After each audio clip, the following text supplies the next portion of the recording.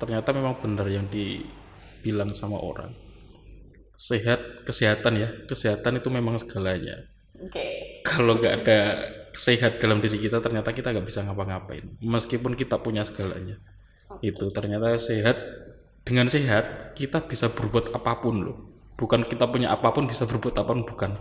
Ternyata dengan sehat itu.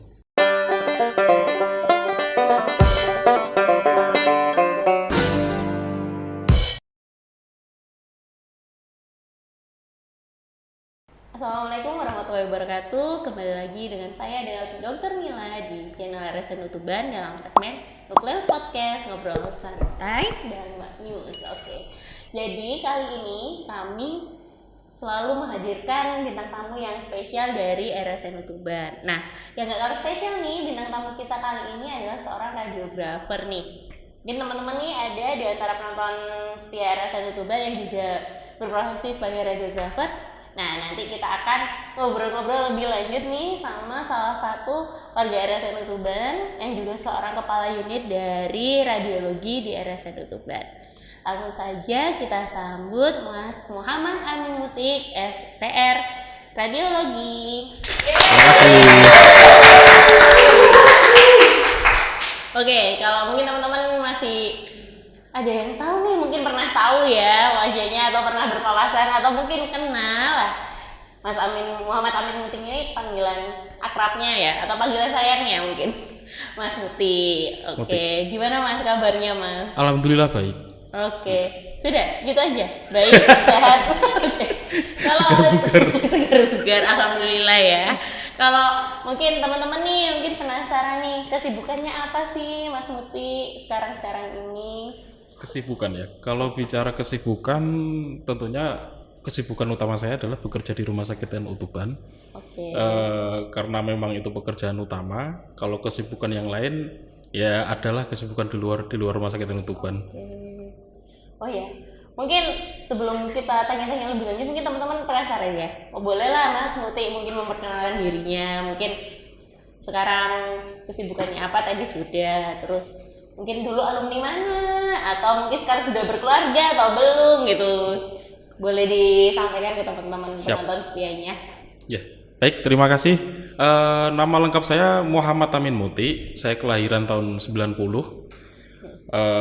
Alhamdulillah sampai saat ini saya menempuh pendidikan terakhir itu S1 Radiologi di Poltekkes Kemenkes Semarang. Alhamdulillah juga saya saat ini berstatus menjadi bagian dari Rumah Sakit TNI Utuban. Kemudian terkait dengan kesibukan saya, setiap harinya saya di Rumah Sakit TNI Utuban hampir setiap hari, kecuali mungkin hari libur, tapi seringnya juga sama di Rumah Sakit TNI Utuban. Terus kemudian kesibukan yang lain, sepulang kerja kira-kira ya quality time sama anak-anak. Terus kemudian misalkan malam ya biasa serawung sama tetangga begitu ya. Kayak orang lain lah. Kayak orang lain punya kesibukan yang sama. Di luar itu ya ada juga, cuma saya rasa mungkin terlalu banyak kalau sebutkan saya di sini. Padahal sebenarnya nggak ada kesibukan. Itu kurang lebih. Udah kurang lebihnya begitu. Iya. Oke. Ya, kalau boleh tahu Mas Muti ini bergabung di RSN Utuban itu sudah berapa lama sih Mas? Saya memulai bekerja di Rumah Sakit TNI Utuban itu sejak bulan April tahun 2016. Kira-kira tanggal 4 saya masih ingat betul. Jadi kurang lebih kalau sampai sekarang ya hampir 7 tahun. Gitu. Tempat yang paling lama yang saya singgahi. Ya, dari 8 tempat kerja yang pernah saya kok banyak amat ya? Karena sebenarnya sering lompat-lompat. Tapi alhamdulillah saya di sini yang paling lama. Sudah betah ya? Betah sekali, lingkungannya sangat enak. Alhamdulillah sih sampai dapat jodoh juga ya Mas ya? Pastinya itu. kebetulan dapat jodohnya juga di sini. Ya, tambah betah. Pasangannya Mas Muti ini juga mungkin seorang perawat yang juga bekerja di RSN Utuban ya Mas ya.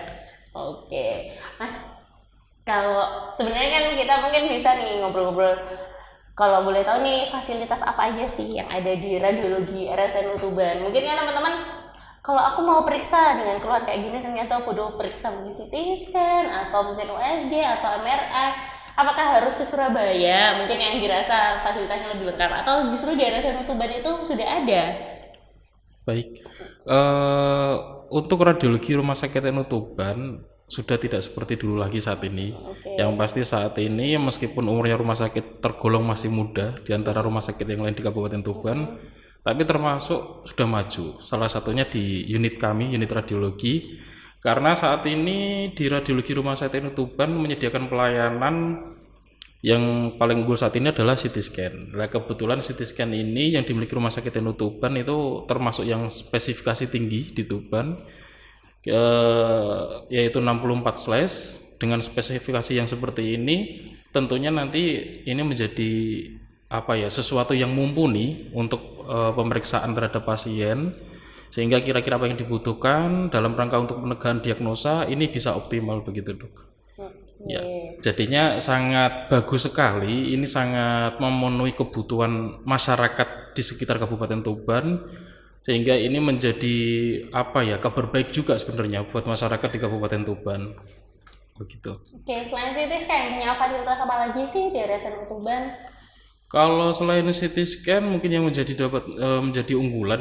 unggulan untuk di radiologi sendiri USG 4 dimensi tentunya, yang masih jarang termasuknya di lingkungan Kabupaten Tuban untuk dilakukan 4 dimensi khususnya adalah pasien hamil gitu ya. Iya benar ya, biasanya ibu-ibu itu pada penasaran gitu ya. Selain itu kan juga bisa melihat mungkin kelainan secara fisik ya Mas ya, selama masih janinnya dalam kandungan gitu ya. Kadang kan itu menjadi sesuatu yang menarik buat ibu-ibu yang hamil kan, ingin melihat wajahnya si bayi meskipun masih dalam kandungan begitu kan. Nah, itu ada di Rumah Sakit NU Tuban. Oke, jadi sebenarnya fasilitas di RSN Tuban nggak kalah kok dari rumah sakit besar lainnya.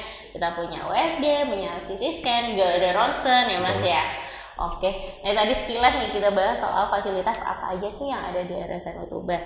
Nah, kita balik lagi nih ke topiknya Mas Muti ini. Jadi Mas Muti ini nggak hanya mau mengabarkan nih kalau di RSN Tuban punya berbagai fasilitas, tapi juga mau sharing pengalamannya mungkin sebagai pasien ya Mas ya. Jadi Mas Muti ini kebetulan, biar Mas Muti aja deh yang nyeritain. Boleh mungkin di-share Mas Muti sama teman-teman pengalamannya, mungkin kemarin sempat sakit tapi sekarang alhamdulillah sudah berangsur membaik gitu. Baik. Ya sedikit ini sih berbagi pengalaman dari saya. Kemarin memang kebetulan beberapa waktu yang terakhir ini saya mengalami kondisi yang bener-bener ngedrop gitu ya, bener-bener sakit. Istirahatnya pun sangat lama sekali, kurang lebih hampir 4 bulan dari sakit awal itu. Itu ya sesuatu yang kadang menjadi kadang penyesalan pasti ada. Menyesali ini kiranya yang dulu mungkin pernah saya lakukan dalam pola hidup maksudnya, atau pola makan begitu ya, mungkin yang sisi baiknya juga ada. Jadinya banyak sekali sih dari yang kejadian kemarin. Sebenarnya terkait dengan sakit, saya kurang banyak tahu kemarin apa yang terjadi sama diri saya. Cuma ketika setelah sembuh saya coba nyari, karena saya sebenarnya nggak dapat cerita apa yang terjadi. Tapi setelah saya mendapatkan cerita dari orang-orang terdekat saya, ternyata kondisinya mengerikan sampai separah itu begitu kan. Nah dari situ saya ingin memulai semacam rencana baru untuk diri saya, karena dari pengalaman itu juga saya merasakan sesuatu yang kurang nyaman pastinya. Yang membuat saya kurang nyaman adalah saya tidak bisa seluas biasanya atau seenak biasanya lah ketika saya harus bertemu dengan keluarga, khususnya anak-anak, kemudian tidak bisa menikmati hari-hari saya dengan baik gitu kan, karena memang waktu itu sangat tidak nyaman, sehingga sangat membatasi aktivitas saya. Bahkan untuk sekedar bergaul atau bercengkerama dengan anak-anak aja susah gitu kan. Oke. Ya. Kalau boleh tahu waktu itu keluhan apa sih yang Mas rasakan gitu? Kalau keluhan waktu itu jujur aja sebenarnya nggak ada. Oke, sebenarnya nggak ada. Nggak kerasa gimana ya? Iya. Cuma awal-awal itu mulai terasa itu adalah menjelang akhir tahun itu saya mulai terasa ada demam. Saya kira demam biasa. Pas malam tahun baru, pas itu mulai meningkat demamnya, kok demam biasanya hanya demam sehari 2 hari udah selesai, tapi ini ternyata kok berhari-hari. Kalau nggak salah pas malam tahun baru itu demam yang ke 5 hari kalau nggak salah. Nah akhirnya saya coba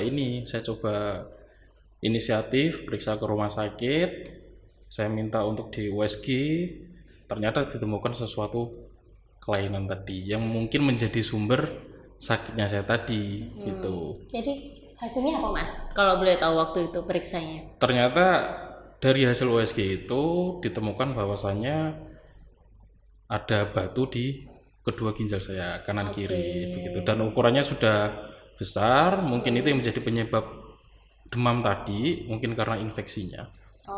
Jadi mungkin teman-teman nih ya, kalau misalnya ada batu ginjal, jadi di sana apalagi kalau ukurannya besar ya, otomatis kan aliran dari ginjal untuk urin atau kencing dari ginjal untuk keluar itu terus terang pasti akan terhambat. Nah, saat di sana itu tidak lancar alirannya, kuman itu lebih gampang untuk berkembang biak. Jadi itulah mungkin yang menyebabkan infeksi saluran kencing, dan infeksinya bisa menyebar.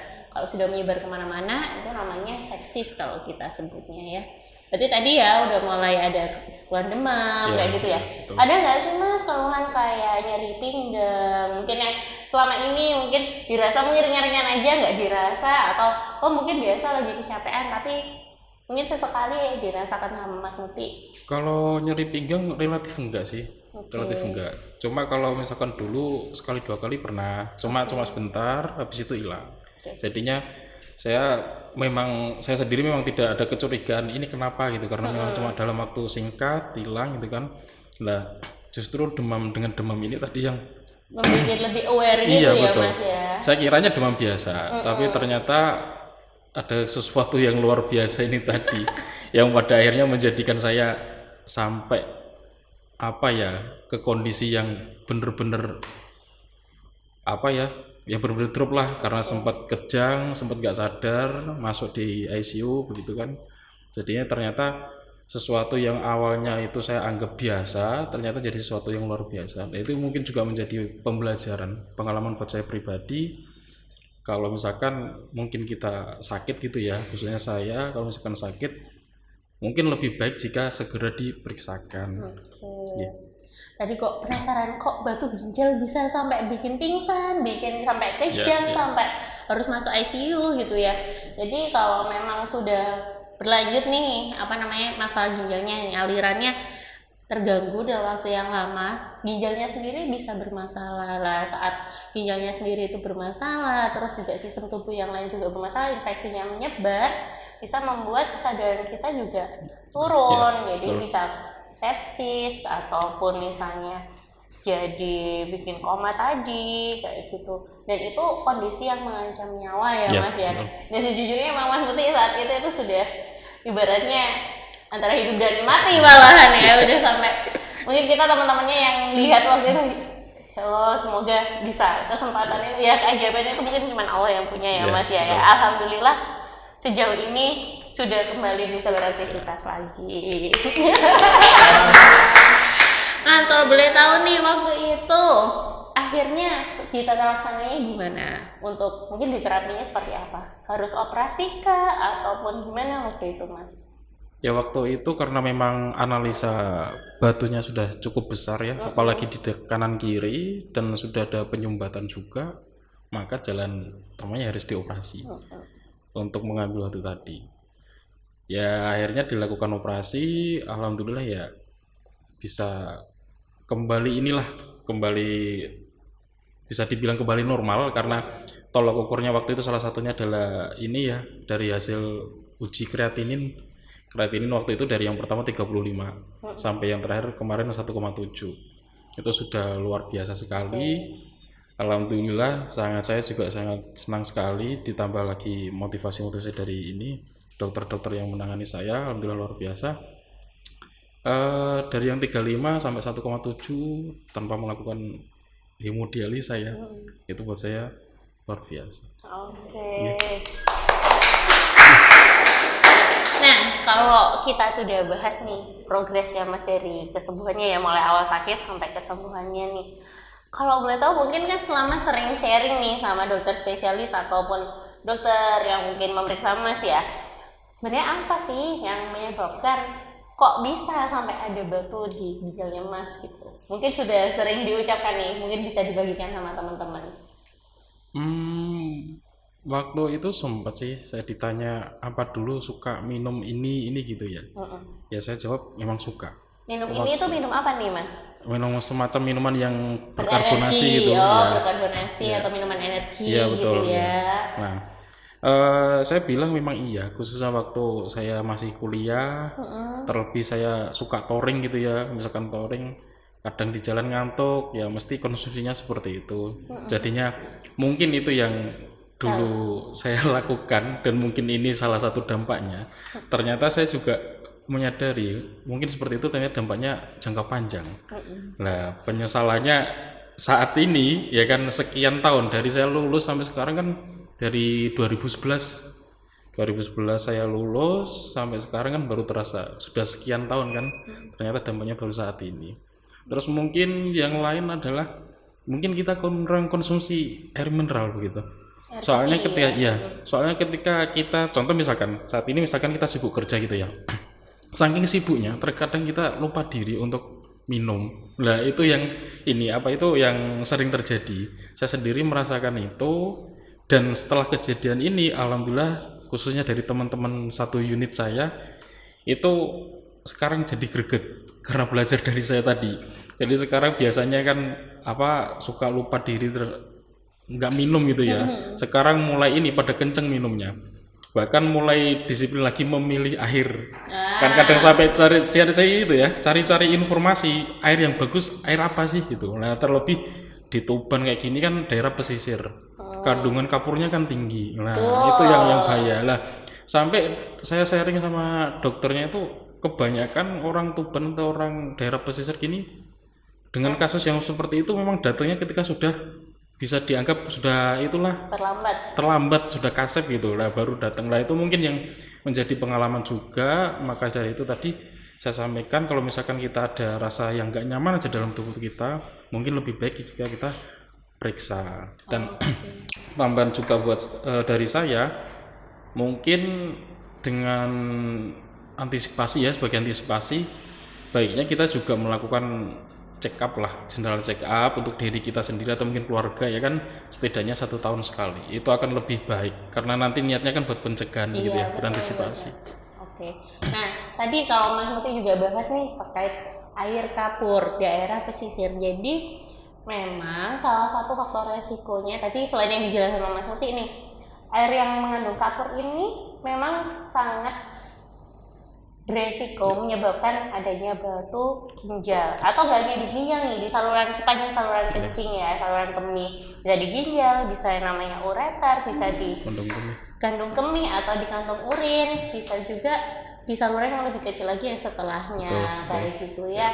Jadi tandanya apa sih? Kalau gampangannya kan banyak orang kan minum air dari air sumber ya Mas sumber air, kalau misalnya dipanaskan terus pancinya bergerak putih yang makin lama mungkin dimasak bolak-balik makin tebal, nah itu tandanya memang kadar kapurnya tinggi. Mungkin lebih baik air yang seperti itu tidak digunakan untuk konsumsi ya, bisa bahkan termasuk buat masak, buat minum itu lebih baik dihindari. Jadi memang terpaksa seperti itu ya harus digantikan penggunaan airnya. Boleh lah kayak air mineral seperti itu kan sudah terstandar nih kadar-kadarnya termasuk kalsiumnya.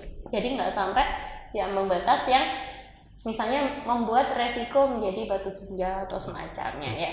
Tadi udah banyak banget nih kita belajar dari Mas Muti bahwasanya kalau kita bisa tahu sejak awal bahwa hal-hal itu memang harusnya dihindari, nggak mungkin sampai sakit kayak gitu ya Mas ya. Kita ngobrol nih dari tadi tapi di depan kita nih ada minuman. Mas Muti, boleh nggak minum manis-manis banyak? Boleh. Nggak ada pembatasan sebenarnya. Jadi ini ada produk jamu dari Resan Utuban. Hari ini kunyit resep. Punya Mas Muti apa tuh? Sama kunyit resep. Ini sudah tersertifikasi halal, boleh dicicipin kok Mas. Atau teman-teman kalau mau pesan ini boleh banget ya hubungin bagian gizi RSN Tuban ya. Rasanya manis-manis asem. Suka asem nggak mas? Ini lumayan asem sih. Seger. Jadinya seger. Kalau makan di luar sukanya minum kayak gini dok. Oh gitu ya. Saya kadang kalau yang nggak suka asam itu udah gini-gini. Apalagi kalau nggak biasa minum jamu kan rasanya kan agak-agak beda gitu. Oke, kalau tadi kan kita sudah bahas nih ya mas ya. Kalau mas itu pernah di fase yang ibaratnya kritis ya. Antara hidup dan mati. Betul. Sebenarnya apa sih yang ada di benaknya mas saat itu? Atau mas sebenarnya waktu itu nggak ingat apa-apa saat fase itu? Saya ketika kondisi itu jujur, entah saya sadar apa enggak ya, jujur waktu itu saya takut banget sama yang namanya mati waktu itu. Okay. Ya, saya ingat betul itu saya ketakutan waktu itu. Saya nggak tahu kenapa saya takut, tapi kemudian terlintas pikiran saya juga kalau ternyata saya disampaikan gini. Kira-kira kayak ada yang bisikin gitu loh.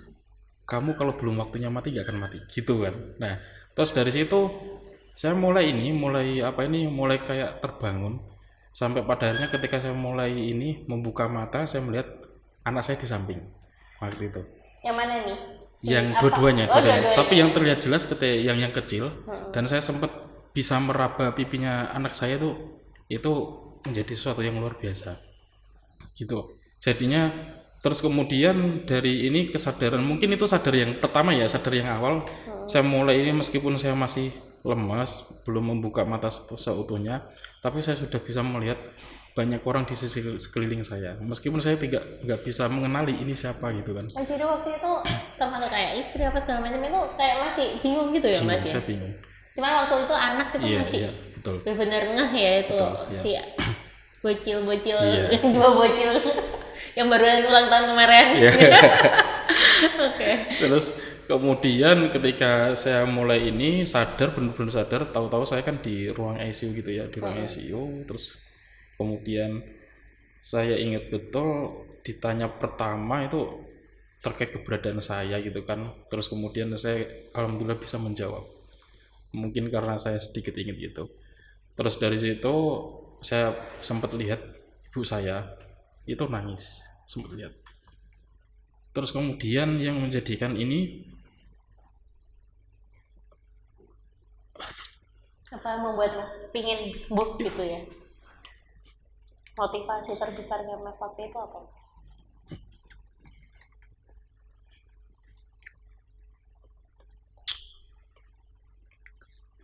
Ketika ini saya pengen sembuh adalah saya pengen ini yang mungkin belum saya lakukan sampai saat ini adalah membahagiakan orang-orang terdekat saya. Karena ketika saya dengan kondisi yang seperti ini, saya nggak mungkin bisa membahagiakan mereka.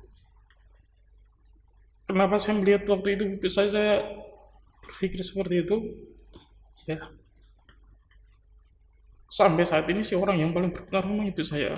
Terlebih sudah nggak ada bapak gitu ya, bapak saya sudah nggak ada, jadinya saya harus memang dari awal saya harus bisa menggantikan posisinya bapak saya. Saya masih ada ibu gitu kan, saya pun masih punya adik, saya punya anak, saya punya istri itu, dan saya harus berdiri untuk mereka. Bagaimana caranya saya bisa membahagiakan kalau misalkan saya dalam kondisi seperti ini? Itu yang kemudian menjadikan semangat saya.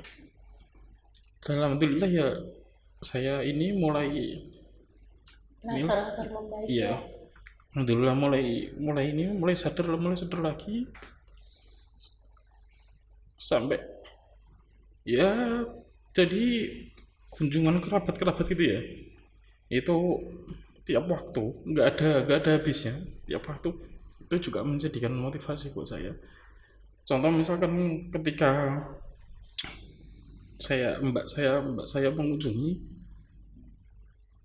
saya kan dalam kondisi tidur, kemudian saya dibangunin gitu ya, itu masih pagi sekali, itu masih di ruang ICU, masih pagi sekali. Saya bilangin mbak kok bangunin saya toh? Lah kenapa? Saya lagi mimpi bagus, mimpi enak. Kenapa? Saya dijemput sama 3 orang, diajak naik perahu. Mbak saya kemudian nangis. Itu juga yang kemudian, Mbak kok nangis kenapa? Nggak bisa menjawab gitu kan. Tiap saya tanya jam berapa, aku pengen cepat pulang, istri juga nangis, kenapa pada nangis gitu. Terus intinya ya, saya kemudian mulai memahami meskipun mereka nggak menjelaskan kalau misalkan mereka pengen saya baik-baik aja kembali berkumpul sama mereka. Oke, jadi memang ya terutama buat Mas Muti ya, ataupun mungkin untuk teman-teman yang lain juga berjuang dalam kesembuhan, memang keberadaan dan support dari orang terdekat itu begitu besarnya. Yang apa ya, mungkin dokter ataupun perawat yang merawat pasien-pasien itu mengusahakan dari sisi cara medis gitu ya ibaratnya ya Mas ya, tapi dari sisi pasien, di mana pasien itu ada keinginan rasa sembuh yang besar dan juga berdoa, insya Allah itu akan sangat membantu dalam mempercepat kesembuhan seorang pasien. Karena ya kayak dokter ataupun perawat itu hanya bisa mengusahakan, tapi tetap yang memberikan kesembuhan Gusti Allah ya, termasuk pada kondisi yang Mas Muti ini.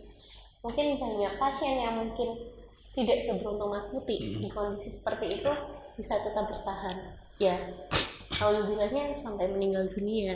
Tapi alhamdulillah Mas Muti masih diberikan kesempatan sampai detik ini masih bisa berkumpul dengan keluarga, masih bisa beraktivitas, bertemu teman-teman di RSNU gitu ya. Memang itu suatu karunia yang besar ya. Dan mungkin pesan buat Mas Muti, jangan terlalu menekan diri sendiri. Mungkin keinginan untuk sembuh itu kadang membuat sampean itu terlalu memaksakan diri. Santai aja, nggak usah terlalu terbebani. Insya Allah bentuknya progresnya bagus, insya Allah semuanya dimudahkan. Tetap teman-teman ataupun keluarga pasti mensupport Mas Muti, jadi nggak perlu khawatir ya. Gimana sih ini jadi sangat berharu biru ya suasananya. Boleh loh sambil minum lagi Mas. Mas kalau boleh tahu ya, waktu itu sampai berapa lama sih dirawatnya di rumah sakit Mas? Minum dulu boleh loh Mas, waktu udah dibuka malah diajak ngobrol lagi. Kalau dirawat di rumah sakit lumayan lama sih dok. Lama ya Mas? Iya, jadi perawatan pertama itu kurang lebih 1 minggu ya. Terus kemudian waktu ngedropnya itu hampir 2 minggu. Itu sih, setelah itu pun masih menjalani serangkaian pemeriksaan kan, bahkan mungkin juga sampai sekarang belum selesai. Mungkin masih butuh beberapa kali proses lagi ya. Ya semoga semakin baik lah dan bisa amin kembali saya seperti semula ya Mas ya. Oke. Nah mungkin pesan-pesan nih yang mungkin bisa Mas bagikan nih buat warga Tuban nih utamanya, kan mungkin kan faktor risikonya hampir sama ini sama Mas Muti. Apa sih pesan ya dok? Kalau pesan dari saya sih nggak jauh berbeda dengan yang saya sampaikan tadi ya.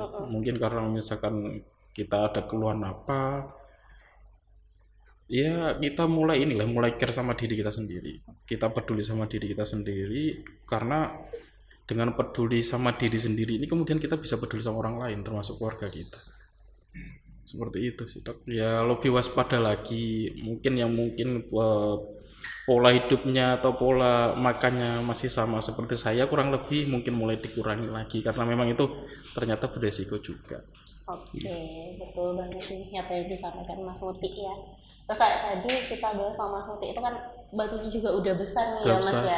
Jadi memang pilihan alternatifnya ya memang operasi. Nggak memungkinkan batunya segede itu mau lewat di saluran kemih yang mungkin sekecil itu kan ya, memang nggak bisa. Tapi kalau misalnya ini teman-teman ya punya faktor resiko itu, dan mungkin tadi waktu general check apa segala macam tahu nih, atau pernah mengeluhkan nyeri pinggang kayak gitu yang menjalar kayak gitu, atau cenut-cenut hilang kembul, nah bisa jadi ada batu. Nah kalau batunya itu masih kecil, sebenarnya ada alternatif pemeriksaan yang dilakukan. Jadi untuk membantu memecahkan batunya itu ada tindakan yang non operatif, kalau kita sebutnya ESWL. Ya jadi dan kita itu punya fasilitasnya ya sebenarnya di RSNU Tuban, dan bagi pasien-pasien yang BPJS maupun umum semuanya bisa dilayani. Nanti bisa konsultasi sama dokter spesialis urologi dengan dokter Cahyo ya Mas ya, dokter Cahyo spesialis urologi. Nanti akan dilihat, dilakukan pemeriksaan di radiologi, mungkin USG atau mungkin perlu CT scan atau evaluasi ukurannya, lokasinya. Kalau memang memungkinkan, mungkin akan dilakukan SWL ya, dimana itu nggak perlu operasi, cukup datang dalam waktu yang 30-60 menit, nanti digerakkan pakai gelombang suara gitu, nanti untuk membantu memecahkan. Dari luar nggak perlu operasi, jadi bisa pecah, nanti akan keluar lewat kencing kayak gitu. Nah, ya udahlah, nggak apa-apa ya. Memang yang sudah terlanjur ya biarlah berlalu ya Mas ya. Yang penting apa yang kita, apa yang kita yang sudah berlalu itu jadi pembelajaran dan kita gimana menjalani masa depan gitu ya. Oke, Mas. Oh ya, sekarang Mas Muti ini kan sudah menjadi warga lama RSNU ibaratnya ya, sudah bergabung selama 7 tahun terakhir ini. Ada nggak sih harapan-harapannya buat RSNU ke depannya itu seperti apa? Di mata Mas Muti? Harapan pastinya ada, apalagi saya sebagai salah satu ini ya keluarga di Rumah Sakit Tuban. Tentunya saya mengharapkan yang baik. Harapannya ketika saya melihat kondisi di Kabupaten Tuban, Rumah Sakit NU ini menjadi salah satu ini ya pusat rujukan untuk semua pelayanan. Jadinya kira-kira apa yang terpenuhi, apa yang dibutuhkan oleh masyarakat nanti bisa terpenuhi di sini. Tidak perlu keluar kota, jadinya kebutuhannya masyarakat terpenuhi akan kebutuhan kesehatan begitu dok. Terus di sisi lain dengan yang seperti itu pastinya saya juga mengharapkan Rumah Sakit NU Tuban ya meskipun umurnya lebih muda dibandingkan yang lain, jadinya lebih maju, berkembang gitu kan, sehingga apa yang ingin dipersembahkan untuk masyarakat Tuban juga dapat terpenuhi di situ. Amin ya, semoga itu doa kita bersama ya, RSNU Tuban semakin berkembang, semakin maju, fasilitasnya semakin lengkap. Jadi ya memang warga-warga Tuban dan sekitarnya nggak perlu terlalu jauh ya untuk melakukan perawatan kesehatan karena sudah cukup dilayani di sini. Oke, Mas mau kasih closing statement nggak atau kata-kata motivasi nih buat teman-teman setia RSNU Tuban? Kata-kata motivasi. Oke. Mungkin ini ya kalau kata-kata motivasi lebih dari pengalaman yang kemarin ya ketika sakit. Boleh. Selain itu juga boleh, terserah. Iya. Jadi kalau kata-kata motivasi dari saya, ternyata memang benar yang dibilang sama orang. Kesehatan itu memang segalanya. Kalau nggak ada sehat dalam diri kita, ternyata kita nggak bisa ngapa-ngapain. Meskipun kita punya segalanya. Itu ternyata dengan sehat kita bisa berbuat apapun loh. Bukan kita punya apapun bisa berbuat apapun, bukan. Ternyata dengan sehat itu. Itu sih Dok. Terima kasih banyak nih Mas Muti sudah menyempatkan waktunya datang ke channel RSNU Tuban. Dan jangan kapok-kapok ya kalau misalnya diundang ke sini ya. Nanti lain kali kita ngobrol-ngobrol lagi. Pasti. Oke. Juga saya mohon maaf kalau misalnya ada salah kata Sama-sama, atau Dok. ucapan tadi ya Mas ya. Oh ya, sebelumnya nanti teman-teman nih penonton setia RSNU jangan lupa di like juga, di komen, subscribe, terus juga di share boleh dan nyalakan loncengnya biar tahu kalau kami punya video baru gitu ya. Oke, sebelum kita akhiri gimana kalau kita jargon dulu Mas? Siap, jargon gimana? Jadi kita punya jargon, kalau aku nyebut Nukleus Podcast gitu ya, ngobrol santai dan maknyus gitu ya. Saya ingat maknyusnya sedok. Oke. boleh gak apa-apa. Nukleus Podcast ngobrol santai dan maknyus. Assalamualaikum warahmatullahi wabarakatuh. Waalaikumsalam.